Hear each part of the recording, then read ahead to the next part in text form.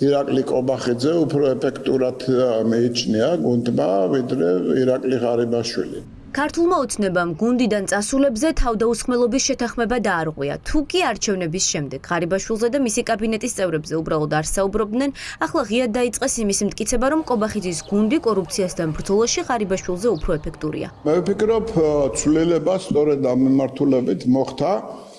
იმისათვის, რომ უფრო ძლიერი ყოფილიყო ამ მიმართულებებით მუშაობა და ეს ცვლილებებიც მაგიტო განხორციელდა. ყველაფერი პარლამენტის სხდომიდან დაიწყო, როდესაც ოცნების ერთ-ერთი ლიდერი წინასწარ დაწერილი ტექსტით სიტყვით გამოვიდა. მაჭავარიანმა თქვა, რომ ორგანიზებულ დანაშაულთან რეალური ბრძოლა გელაძემ, კორუფციასთან კი ირაკლი კობახიძემ დაიწყო. ამით დეპუტატმა მიანიშნა, რომ წინა მინისტრიც და პრემიერიც რაღაცას ვერ ან არაკეთებდნენ. ბატონი გეკა გელაძე რო შეუდგა თავის საქმიანობას, თქვენ ხედავთ თუ როგორი დაუნდობელი ბრძოლა არის გამოცხადებული ორგანიზებული დანაშაულის წინააღმდეგ და ნარკორეალიზატორების წინააღმდეგ და ზოგადად კრიმინალის წინააღმდეგ. და ასევე ტოპოც ქვეყანაში დაგვასახელეს კორუფციის სიმცირის კუთხით და აქაც ვფიქრდებით ჩვენ საზოგადოებას, რომ სულ რამდენიმე წელიწადში ტოპ 3 ქვეყანაში აღმოჩნდებით, როდესაც ბატონმა კობახიძემ დაიკავა პრემიერ-მინისტრის თანამდებობა, ყველა სახელმწიფო განკარგულება არის აბსოლუტურად გამჭვირვალე. ერთი ნათქვამი ერთიან მესიჯად იქცა მაჭავარიანს მხარეაობეს ივანიშვილის გუნდის სხვა წევრებმა. პარლამენტში თვითმმართველობის არჩევნების შემდეგ პირველ სხდომაზე მისული მეოცნებეები ერთმანეთის მიყოლებით ამტკიცებდნენ, რომ კობახიძის გუნდი უფრო ეფექტურად ებრძვის დანაშაულს, ვიდრე მისი წინამორბედი. პროგრესია უფრო წინ მივდივართ აქედან გამომდინარე? რატო არ ებრძოდნენ ისინი ორგანიზებულ სათანადოდ რატო არ ებრძოდნენ? მაშინ ლევან მაჭავარიანი იტყუება, როცა ამბობს, რომ ამათ დაიწყეს ლევან მაჭავარიანს არ თავიდან ბოლომდე არ უთქვამს. დაიწყო ბრძოლა ორგანიზებული დანაშაულის და კორუფციის წინააღმდეგო და აქამდე რატო არ იყო ეს? მანამდეც იყო ბრძოლა, ეხლაც უფრო უკეთეს იმაშია, რა ქვია, სტადიაში. გამკაცრდა კანონი დარღვევების წინააღმდეგ მოქმედება, ნებისმიერ შემთხვევაში ის ოპოზიციის წარმომადგენელია, ხელისუფლების ყოფილი წარმომადგენელია თუ მოქმედი ხელისუფლების წევრია, გამკაცრდა კანონი და ყველას ერთნაირად ეხება.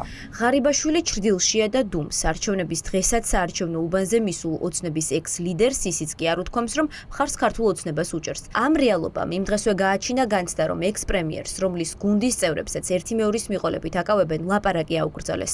არჩევნების დღეს ღარიბაშვილის ნაცვლად ოცნების პროპაგანდისტი ლაშა ნაცვლიშვილი საუბრობდა და ამტკიცებდა, რომ ის მისი საკადრო პოლიტიკის გამო სინანულშია. დარწმუნებული ვარ, რომ ირაკლი ღარიბაშვილი როგორც პატიოსანი კაცი, ამ ქვეყნის პატრიოტი, საკუთარ საკადრო შეცნობას თუ ასეც ადგილი ჰქონდა და როგორც ჩანს ჰქონდა, გულწრფელად ნანობს. მას შემდეგ, რაც ერთი დეპუტატის წინასწარ დაწერილ განცხადებას დიდი აჟიოტაჟი მოჰყვა, ლევან მაჭავარიანი პირველების კამერასთან ამბობს, რომ ვერ გაუგეს.